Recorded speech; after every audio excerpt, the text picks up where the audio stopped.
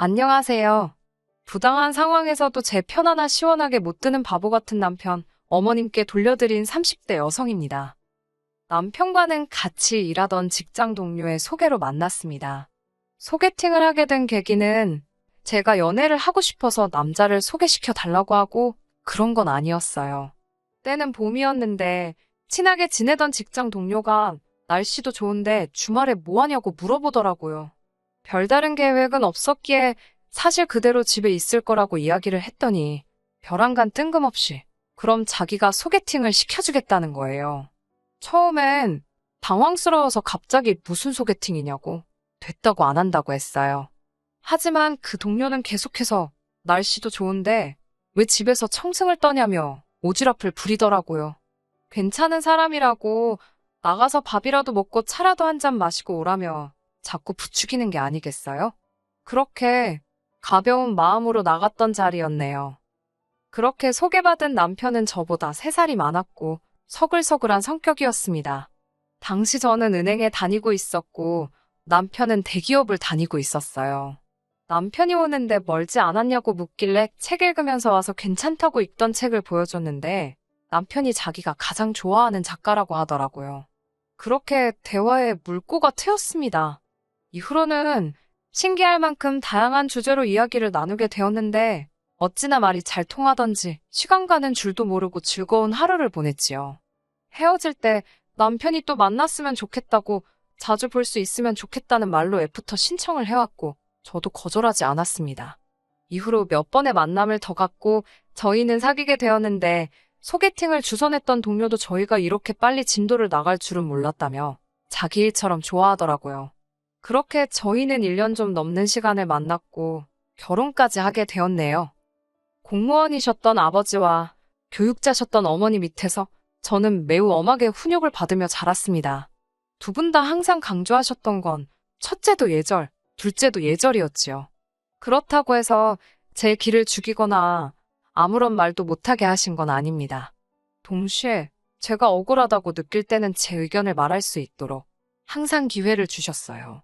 지금에서야 돌이켜 생각해보면 혼나도 싸고 억울할 것도 없는 일이 수두룩했는데 어렸을 땐 잘 모르잖아요. 그럴 때마다 분하고 속상한 마음에 부모님께 항상 따지고 들었는데 그런 걸 무조건 안 된다고 하거나 혼내시기보다는 제 이야기를 들어주시고 잘못된 부분에 대해서는 조근조근 설명해 주시는 식이셨어요. 하지만 저희 시부모님 특히 어머님께서는 저희 부모님과는 정반대셨습니다. 일단 당신이 하고 싶은 말씀만 하셨고 남의 말은 절대로 귀담아 듣질 않으셨어요. 그러니 본인은 얼마나 편하고 좋으시겠어요? 그래놓고 당신같이 뒤끝없는 사람이 어디 있냐입니다. 어휴, 사실 어머님의 이런 성격은 처음에 시댁에 인사를 드리러 갔을 때 알아봤어야 하는데 결혼을 앞두고 인사를 드리러 간 자리인 만큼 그날의 주인공은 저와 남편이라고 생각했어요. 저와 남편이 없으면 애시당초 그런 자리가 생길 이유가 없으니까요. 하지만 어머님께서는 자리에 있지도 않은 아주버님 이야기로 열을 올리셨습니다. 아주버님은 저희 남편보다 5살이 많고 현재는 무슨 장난감을 만드는 공방을 운영하고 있습니다. 남편과 아주버님이 그렇게 살가운 사이는 아니라서 사귀는 동안 만나본 적은 없어요. 그렇다 보니 아주버님이 어떤 분인지 그때만 해도 알 길이 없었는데 하도 어머님께서 아주버님 자랑을 늘어놓으시니 없던 악감정도 생길 판이었달까요?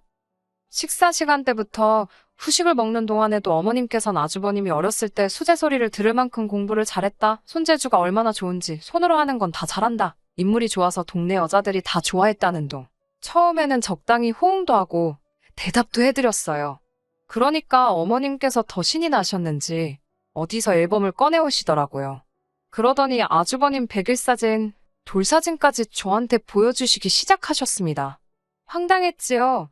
남편 사진도 아니고 아주버님 사진을 제가 못하러 보나 싶었으니까요. 저는 어머님께 남편은 어렸을 때 어땠는지, 남편 사진은 없는지 어떻게든 대화의 주제를 돌려보려고 했지만 어머님께선 건성으로 응응대답만 하시고는 금세 다시 아주버님 이야기로 돌아가셨습니다. 환장하겠더라고요.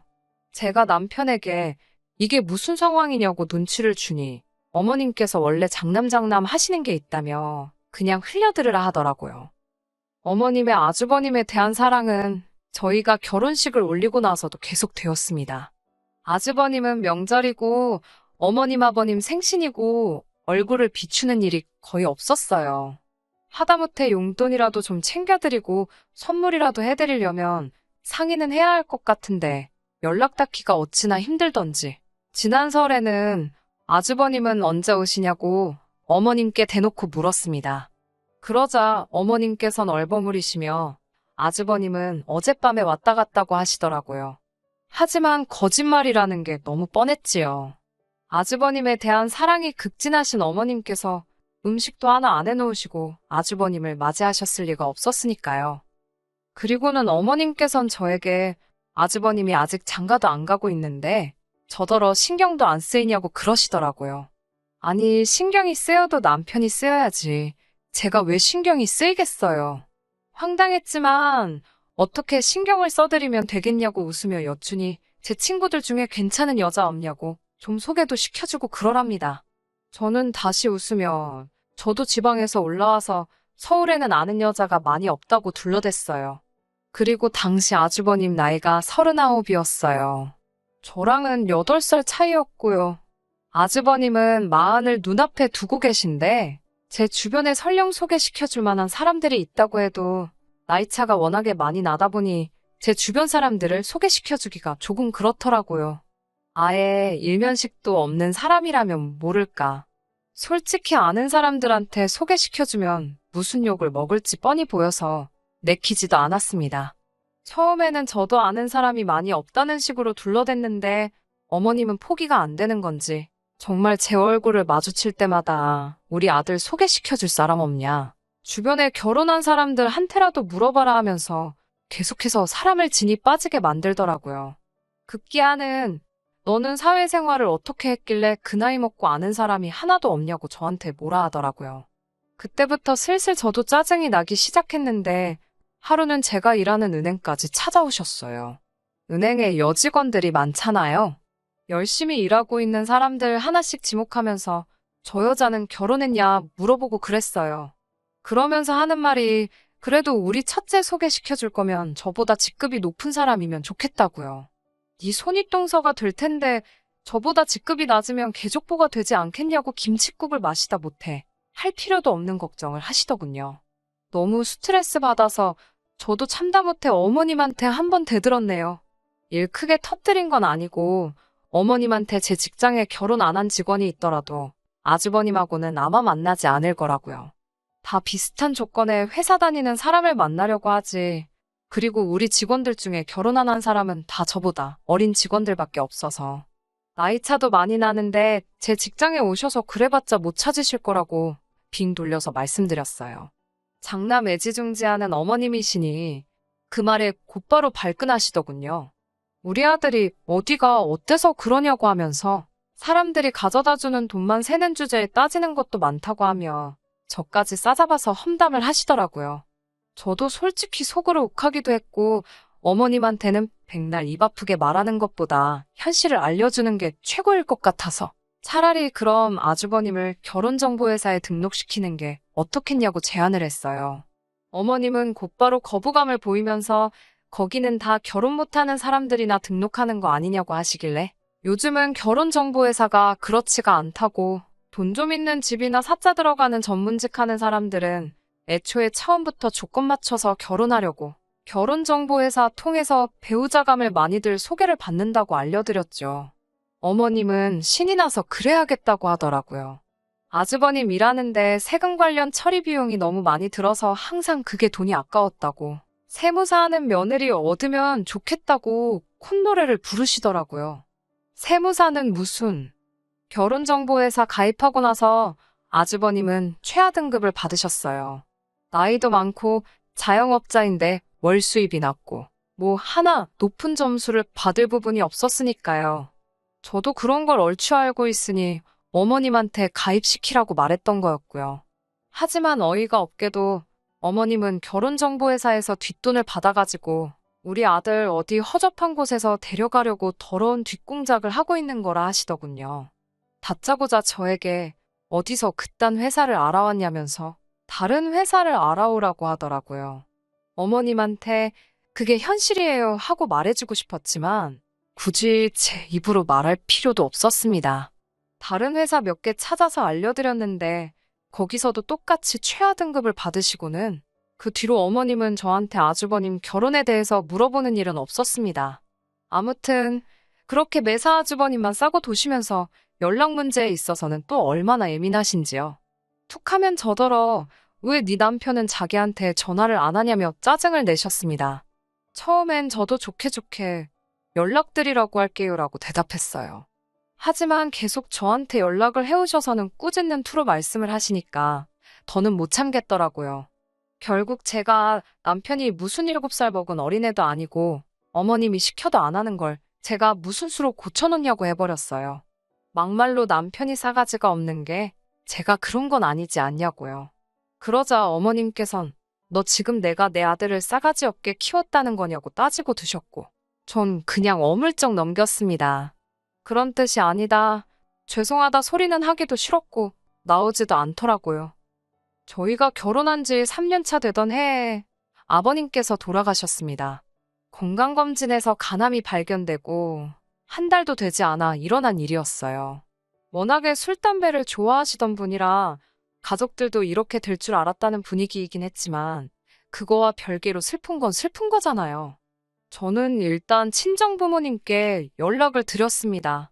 하지만 친정부모님은 사업 때문에 미팅이 있으셨던지라 당장 올라오실 형편이 못 되었지요.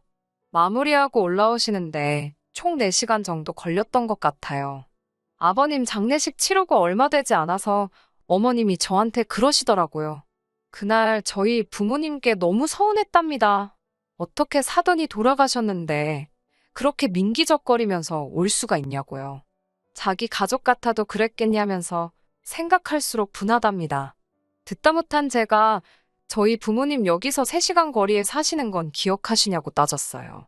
그래도 어머님은 제 말은 듣지도 않으시고 사람이 죽었다는데 빠릿빠릿하게 움직여야지. 자기 볼일 다 보고 오는 사람이 어딨냐고. 그렇게 안 봤는데 인정도 없다고. 정말이지 마음에 쌓인 건 많았지만 아버님 돌아가시고 얼마 되지 않은 시점이었기에 어머님이 불쌍하게 느껴졌어요. 얼마나 당신 마음은 허하고 괴롭겠나 싶어서 웬만한 건 이해해드리려고 노력했습니다. 혼자 집에서 외로워하실까 싶어서 일부러 산으로 둘러보시고 놀러도 다녔고요. 물론 좋은 소리는커녕 고맙다 소리도 못 들었습니다만 나는 내 할 도리만 잘하면 된다 생각하고 어머님을 챙겨드린 거예요. 그랬더니 어머님은 제가 이제 묵은 감정 없이 다 풀렸다고 생각하셨나 봅니다. 어머님께서 같이 살자고 하시더라고요. 저는 처음에 제가 잘못 들은 줄 알았습니다. 제 귀를 의심했어요. 어머님께선 어차피 이렇게 자주 만나서 밥도 먹고 놀러도 다니는데 뭐하러 두 집 살림을 하냐면서 같이 살자고 하셨습니다. 처음엔 좋게 좋게 돌려서 말씀드렸습니다. 이렇게 서로 거리를 두고 사는 편이 좋은 것 같다. 서로 사생활도 보호되고 좋지 않냐고요. 하지만 어머님께선 그럴 게 아니라 이참에 당신 집도 정리하고 아주버님 집도 정리하고 저희 집도 정리하고 새 집 살림을 다 합치는 건 어떻겠냐고 그러셨습니다. 당신이 살림은 도맡아서 해줄 테니 얼마나 편하겠냐고요. 상상만 해도 끔찍하더라고요. 돌려서 말씀드려서는 못 알아들으시는 것 같아서 죄송하지만 저는 어머님과 같이 살 생각은 추호도 없다고 말씀드렸습니다. 같이 살면 서로 사이만 더 나빠지고 마음만 더 상할 것 같다고요. 그러자 어머님께서 많이 서운하셨는지 화가 나신 건지 한동안 제 전화도 안 받으시고 연락이 없으셨어요. 남편하고는 그래도 연락을 종종 주고 받는 눈치였기에 크게 걱정은 안 했지만요. 그래도 중간에서 고생할 남편도 안쓰럽고 어른 이겨먹어 뭐하나 싶어서 좋게 좋게 풀어야겠다는 생각은 들었습니다. 그러다 지난달 어머님의 생신이었어요. 아주버님이 어머님의 생신을 챙겨드릴 리는 만무했고 아무리 어머님이 저에게 화가 나 있으셨어도 할 도리는 해야지 싶어서 연락을 드렸습니다. 그랬더니 이번엔 아무 일도 없었다는 듯 제 전화를 받으시더라고요. 전 좀 당황스러웠지만 그래도 이제 좀 노여움이 풀리셨나 싶어서 다행이다 싶었지요.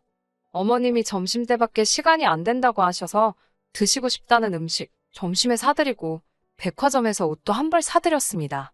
생각보다 지출이 컸지만 아버님 돌아가시고 나서 처음 맞이하는 생신이시니 얼마나 마음이 힘드시겠나 싶어서 기분이라도 내드리자고 제 딴에는 큰맘 먹고 돈을 쓴 거예요.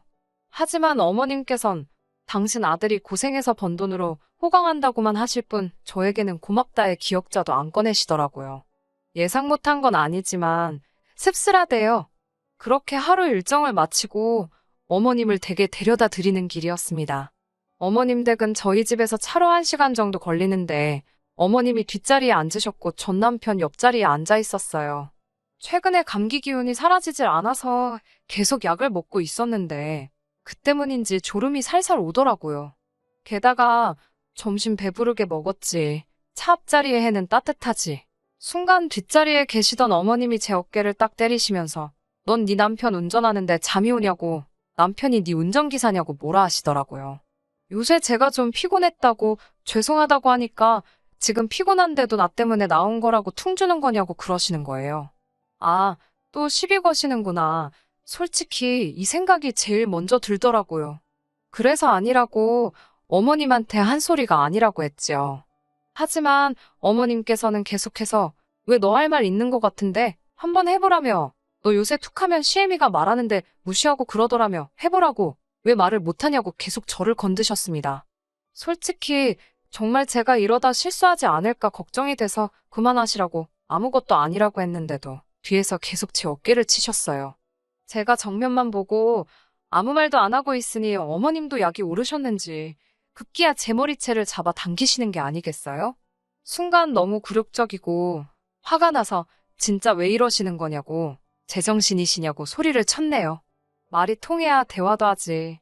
진짜 짜증난다고요. 그러자 어머님도 지금 네가 시애미를 미친 엑스 취급을 하는 거냐며 돌아가신 아버님 이름을 목 놓아 부르시는데 환장할 노릇이었지요.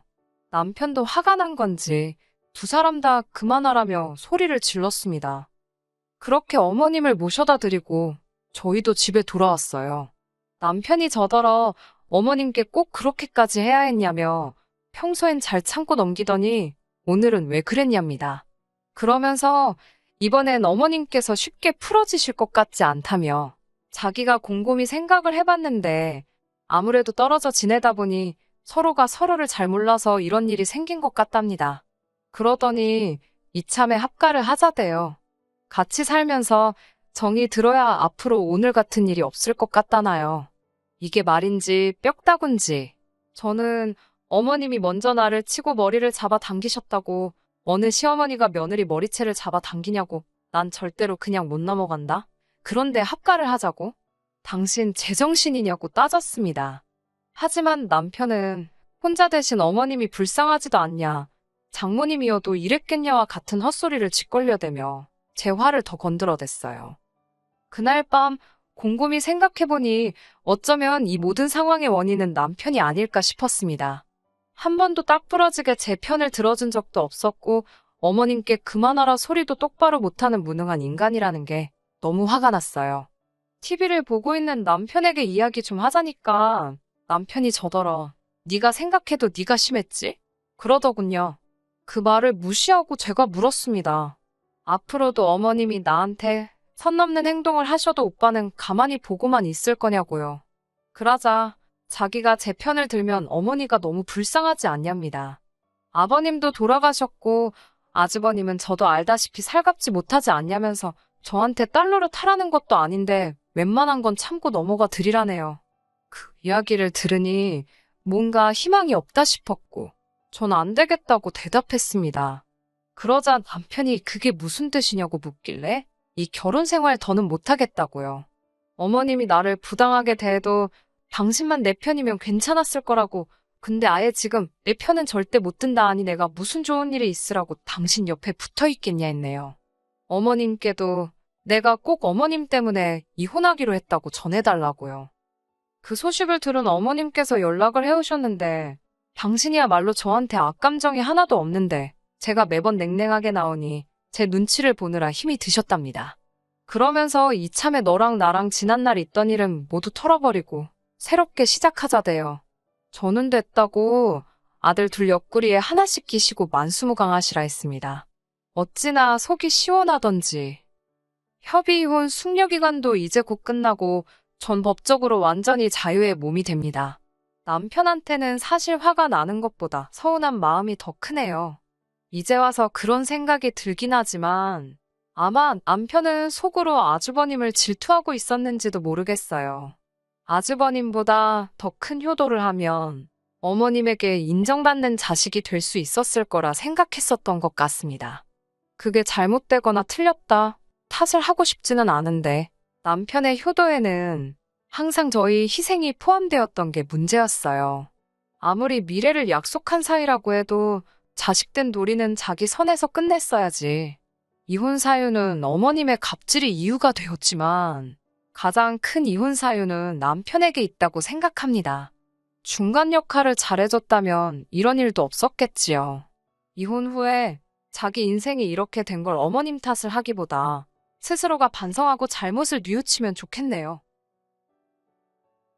끝까지 들어주셔서 감사합니다. 오늘의 사연은 여기까지입니다. 구독과 좋아요, 알람 설정 부탁드리고 더 좋은 사연으로 다시 찾아뵙겠습니다. 감사합니다.